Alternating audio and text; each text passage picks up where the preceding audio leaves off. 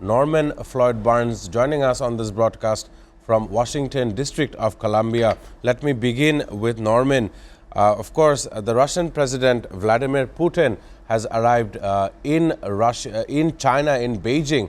Of course, he's meeting his counterpart Xi Jinping, the leader of the CCP in China, and that actually shows that the Chinese are able to host two world superpowers in a span of 10 to 14 days in their capital, Beijing. Some of these include the friendly ties between the two nations. Of course, I remember a time, I want to ask this question to Norman Floyd Barnes. I remember a time when Donald Trump and Xi Jinping was in a garden, and one of those questions were asked that what other world leaders would be visiting this place apart from me. And of course, one of those answers was Vladimir Putin. I want to begin with Norman Floyd Barnes. What are the updates that you have for us? Of course, I want to get your comments regarding Vladimir Putin's visit to China to meet his counterpart Xi Jinping. How are you seeing this? And of course, the reactions, some that we are going to get from Donald Trump, I hope, sometime this week. How are you analyzing these events? Good morning. Greetings from Washington, D.C. Today, our Congress, particularly the Senate, is very concerned about this war and the United States' involvement in this war. The congressmen, including some of the prominent Republicans, are prepared today to talk and vote on the War Powers Act and what efforts need to be taken to get the United States out of this conflict.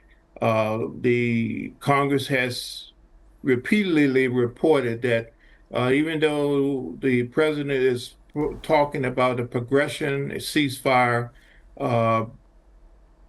and other actions in the Middle East, Congress has not been told exactly what is going on with Operation Epic Fury.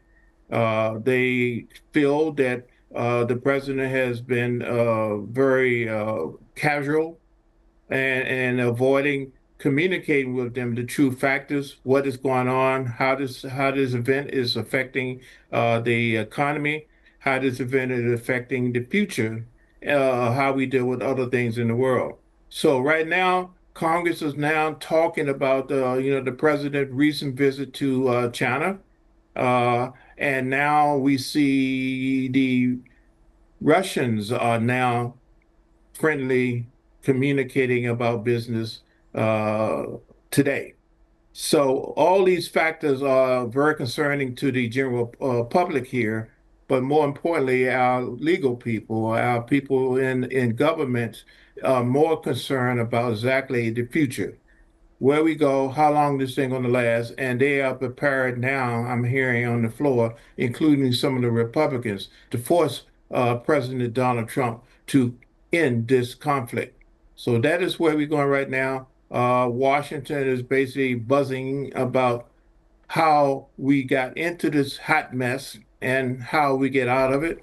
And they are now prepared, I'm hearing, to challenge the president on our involvement there. So that is the topic right now, along with some local primaries in the United States. We're starting to get ready for November, the midterms. So it's all political right now, and basically we're trying to here in the States figure out exactly what our government is doing, why we in this conflict. What is the timetable on us getting out of it? This is a war. This is a conflict not wanted by the public, and we are now seeing that our elected officials are now prepared to approach the president. That is it. That over the span of this week, the U.S. president had remarks that he was 1 hour away from issuing an order to resume warlike confrontation with Iran in or around the Strait of Hormuz. Now, on the other side, Vice President J.D. Vance has said the U.S. has never considered sending Iran's stockpile of enriched uranium to Russia and he has also commented saying the war is coming to an end very quickly. On the other hand, Donald Trump's comments seems to contradict his very own stance regarding this war with Iran. I want to also add on that Donald Trump said that I think we are going to be finished with that very quickly and they won't have a nuclear weapon. And hopefully we are going to get it done in a very nice manner. This was what Donald Trump has been saying to the world media after he quickly changed his stance regarding the Middle East after persuasion from the Gulf countries as well earlier this week. As we know, a holiday season is usually a season where such a confrontation comes out. We've been monitoring this pattern ever since last Christmas on how the administration attacked strategic positions inside Nigeria.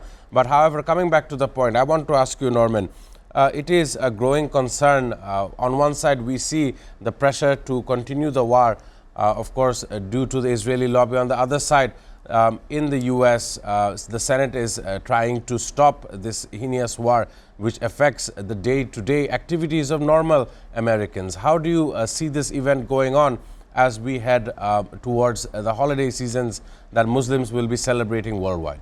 Norman. Yes, in addition to the Muslim holidays, we have the United States holidays starting next weekend. We're going into summer. We start our traditional Memorial Day weekend, which represents traditionally families uh, meet with other people. We have checked in the technical. We have another person talking on the phone on the line right now. Right. I Have don't. a technical issue right now. You check the system. I'm not receiving anything as technical, or I'm not being able to hear you. We can't. I'm hearing someone else speaking right now, both by me and my colleague, or someone else was talking over top of us, and I'm still hearing that right now. Russia, China, or Iran, or the United States. It's, of course, regarding a journalist question to Indian Prime Minister Narendra Modi in his two-day official visit to Oslo this week. As he walked away after a joint press appearance, the reporter, journalist Hel Ling called out to him asking why he does not take questions from the one of the freest media in the world. And that has caused an uproar on online social media as well. Later, we have news that that reporter has lost her Facebook and Instagram account access. So I want to ask you this slightly different question, different take. An Indian leader is in Norway, and of course, social media did take up to this regard regarding the media freedoms that both Norway and India enjoy. I just want to get your short comment. How do you see this? A reporter broke the norms, broke the rules, and asked point blank a question which the leader ignored, as we've seen online. What are your remarks? How do you see this, Norman? Yes, this is appear to be a standard that is being developed. We have similar issues here in the United States, parts of the world, when a high profile leader has a serious question and the journalist presses him for an answer. The response is the journalist is basically degraded his position here. His or her position is questioned, and basically the credibility is shot down. So it hinders the whole freedom of speech scenario, and free press is now like journalists has to be very careful how they word questions. They can't answer the important questions. They have to answer the basically the structured script. If they do so, things badly happens to their career. So we now in the age of basically showing that basically that you do not embarrass, you do not put a world leader on the spot by questioning their authority.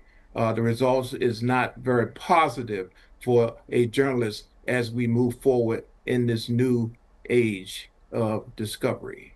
We know for the 2-week incubation period, Ebola has stretched out towards Democratic Republic of Congo and surrounding areas of Uganda, prompting a closure of the Rwandan border as well. I want to ask Norman Floyd Barnes, there are issues that are not man-made, which are happening on a natural cause. And today we see the Bundi Bangyo strain of Ebola taking the lives of 130 people there in the Democratic Republic of Congo. What are some initial stage responses? There is no vaccine for this very virus that the world seems to be strained with.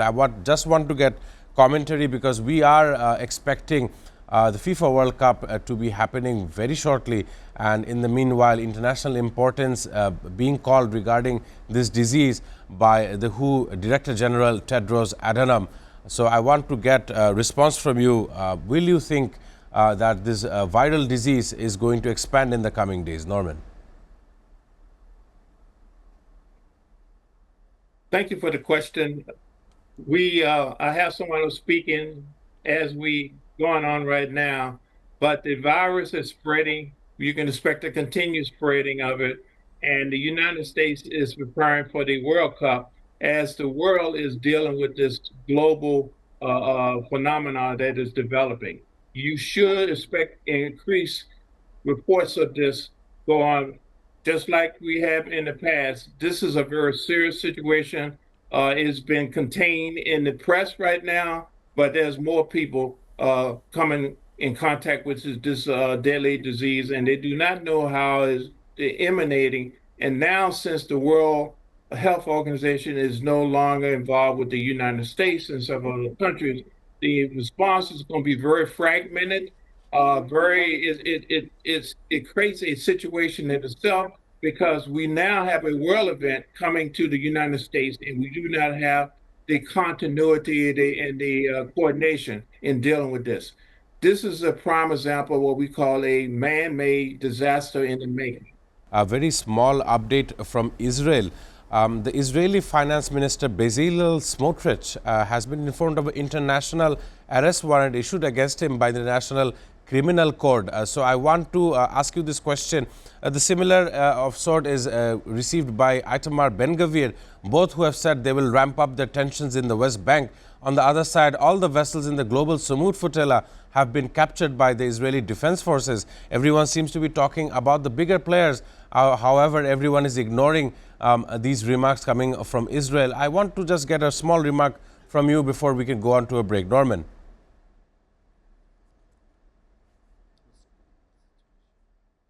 As these legal issues come upon the administration in Israel, we are noticing there's a acceleration of military activity. As the military activity increased, it put pressure on the people who are against the prime minister and his administration to act on these war issues, war crime issues, other matters. So the object is to keep people confused, keep the government involved, create a aggressive mode where we must focus on one thing, that is the military action, and the other part would just have to be delayed, like we've been doing with over a year or so about this trial for the prime minister of Israel.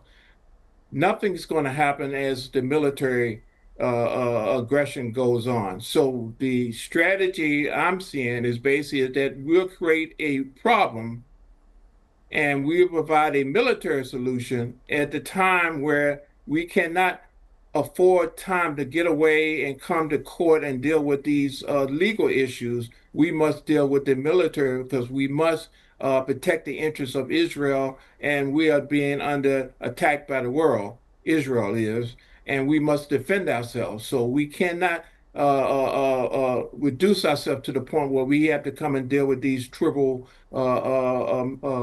legal issues that you bring up towards us. That's what Israel is believing. And so right now, you're going to see more military actions as these legal issues come up. And that is my opinion, a form to divert from the focus. similar to what we having over here with uh, the files, Jeffrey Epstein's files. You're noticing we have other activities as these pressing issues come up. And it's quite ironic that the timing on these issues all coincide with global conflicts.